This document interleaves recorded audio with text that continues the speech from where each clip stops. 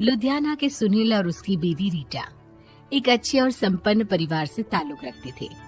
एक दिन रीटा की भाभी उसके घर आती है। रीटा, तुझे तो पता है तेरा भाई कुछ नहीं करता, ऊपर से 2 बच्चों की जिम्मेदारी, बेटी भी बड़ी हो गई है। तू तो बुआ है, कुछ मदद कर सकती है तो कर देना।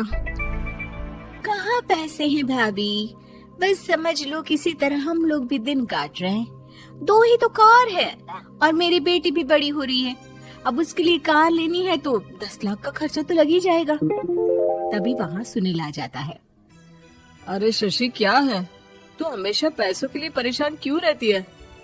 वैसे क्या जरूरत थी बेटी की शादी इतने बड़े घर में तय करने की? अरे पैसे नहीं थे तो ऐसे ही कर देती कहीं शादी। इतने बड़े होटल में क्यों कर रही है शादी? लेकिन यहाँ तो मामला शादी का है, डेट तय है। दरअसल तेरे भतीजे के पीएफ के पैसे आने हैं, पर उसमें देर हो रही है। जैसे ही पैसे आ जाएंगे मैं तेरे अकाउंट में डलवा दूंगी।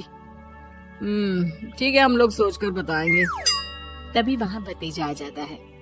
फूफा जी, आप लोग ही मदद कर सकते हैं, वरना तो कैसे काम होगा समझ में ही नहीं आ रहा। मैं वादा करता हूँ जैसे ही पैसे आ जाएंगे मैं आप लोगों को वापस कर दूंगा। हाँ भाई, ठीक है। अब देख भाई, हमारे लड़के तो सारा दिन घर पर पड़े रहते हैं, ना कमाते हैं ना कुछ कमाने की इच्छा रखते हैं। लेकिन चल, ये ले, कितने पैसे चाहिए? जी 4 लाख रुपए। ठीक है, लेकिन पैसे ध्यान से वक्त पर वापस लौटा देना। सुनील मुसीबत के वक्त बीवी के भतीजे की मदद तो कर देता है, लेकिन उन लोगों के जाने के बाद देख ले रीटा, तेरे मायके वालों ने मांगा तो दे दिया, वरना इन लोगों का मुझे कोई भरोसा नहीं है। अरे क्यों भरोसा नहीं है? इससे पहले तो कभी इन लोगों ने आपसे मदद भी नहीं ली। हाँ, ली तो नहीं, लेकिन पैसे की किल्लत ही रहती है ना इन लोगों के पास। अरे ठीक है ना, नहीं लौटा पाए तो भतीजे के ससुराल से निकाल देंगे। सुना है बड़े घर में शादी हो रही है। सुनील और रीटा पैसे तो दे देते हैं, लेकिन अगले रोज ही। हाँ भाई साले साहब, क्या हाल है? ठीक हूँ जीजा जी। क्या बात है, सालों बाद आपका फोन, जरूर कोई बात होगी, बताइए ना। अरे वो तेरी बड़ी भाभी आई थी, बेटी की शादी कर रही है ना, तो पैसे लेने के लिए मैंने दे दिए 4 लाख। सोचा भाई किसी गरीब की बेटी की शादी हो रही है, पुण्य मिल जाएगा। अच्छा किया जीजा जी, उनका बेटा बहुत मेहनती है, जल्द ही लौटा भी देगा। वहीं रीटा भी फोन करके हर किसी को पैसे देने की बात करती है। रीटा की भाभी शशि के पास उसके भाई का फोन आता है। तूने सुनील से पैसा लिए हैं क्या? नहीं भाई, सिर्फ बात की है, बोल तो रहा है कि दे देगा।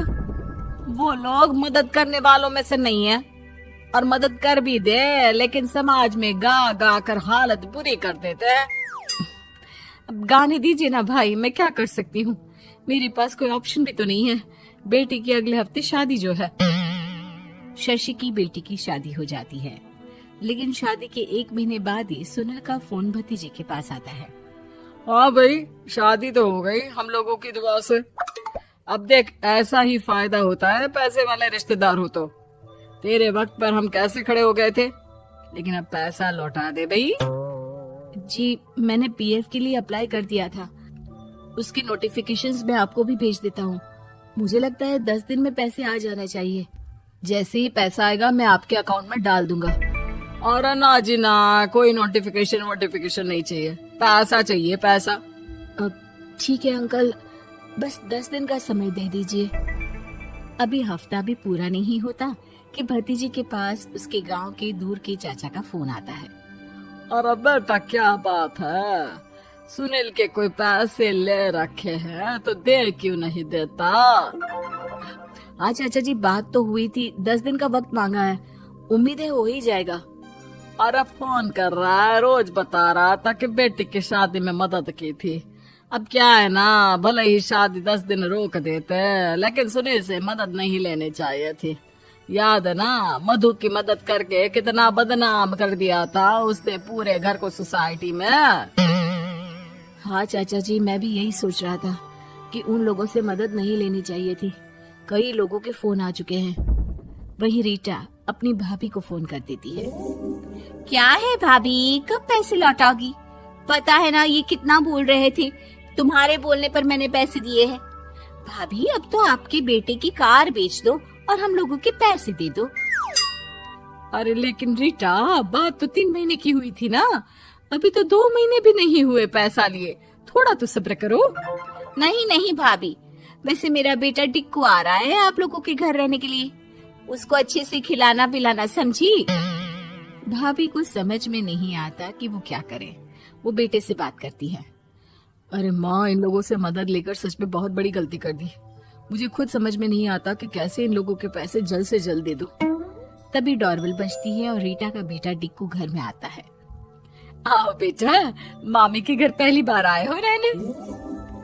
आप पापा बोल रहे थे कि आप लोग पैसे का ब्याज तो दे नहीं पाओगे, तो तब तक मैं यहीं रह लूं। और हाँ, मैं एसी के बिना नहीं सो पाता।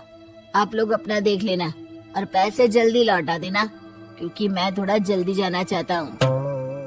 रीटा का फोन शशि के पास आता है। भाभी, पैसे कब तक दोगे? बेटी की विदाई के बाद शशि के घर का माहौल बिल्कुल बदल जाता है। वो हर वक्त बेटे से उसके पीएफ के पैसे पूछती, और पीएफ यानी कि सरकारी काम। आजकल में पूरा 1 महीना और बीत जाता है। भाभी, मैं और ये अमेरिका जा रहे हैं, घूमने के लिए पैसों की बहुत जरूरत है। रीटा, मैं पूरी कोशिश कर रही हूँ कि जल्द से जल्द पैसे का इंतजाम कर दूं, लेकिन पक्का नहीं बोल सकती। तभी सुनील का फोन भतीजे के पास आता है। देख माना 3 महीने की बात हुई थी पैसे लौटाने के लिए, लेकिन अभी मुझे पैसों की काफी जरूरत है। मैं अमेरिका जा रहा हूँ, तो पैसे मैंने किसी से ब्याज में पकड़ लिए हैं। तू हर महीने 4 लाख का 20,000 ब्याज डाल देना मेरे अकाउंट में। सुनील फोन रख देता है, लेकिन भतीजा काफी परेशान हो जाता है। वो ऑफिस से शाम को घर आता है कि माँ पूछती है, क्या हुआ बेटा? बेटा माँ को सारी बात बता देता है। माँ भगवान के सामने हाथ जोड़कर खड़ी हो जाती है और रोने लगती है कि तभी बेटे का मोबाइल पर मैसेज बजता है। माँ, पीएफ के पैसे आ गए। और वो ऑनलाइन ही सुनील के पैसे वापस कर देता है। भला हो भगवान का। लेकिन आज एक बात तो समझ में आ गई, मदद हमेशा उन लोगों से लो जो मदद के बदले आपसे मदद में दी गई रकम ही वापस लें, ना कि समाज में आपकी इज्जत।